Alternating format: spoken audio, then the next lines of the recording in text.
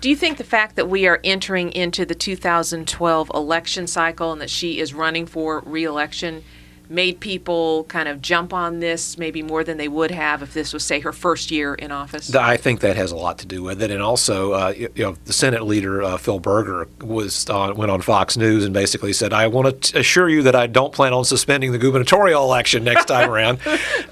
And Governor Perdue's in trouble. Her reelect numbers and her approval numbers have been in the upper 30s to low 40s for a couple of years now. She's going to have a very uphill reelection battle.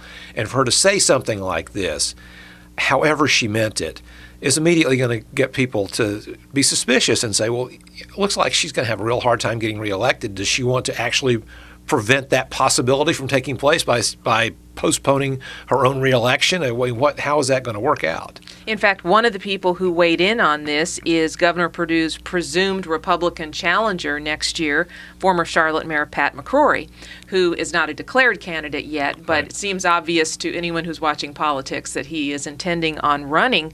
And he put out a statement.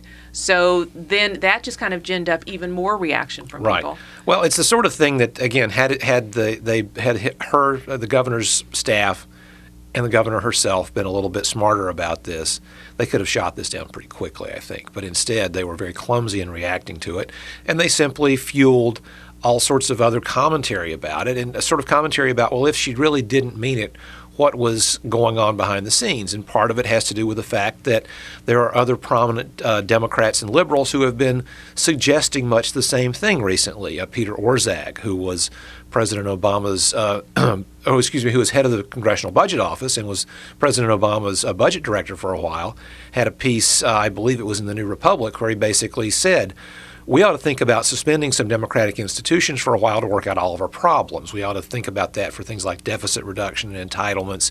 We should appoint a whole lot of super committees to deal with this, away from the fray of politics and gridlock. And a few days later, Bev Perdue says something that would suggest that same sort of thing, and of course people are going to pay attention to it.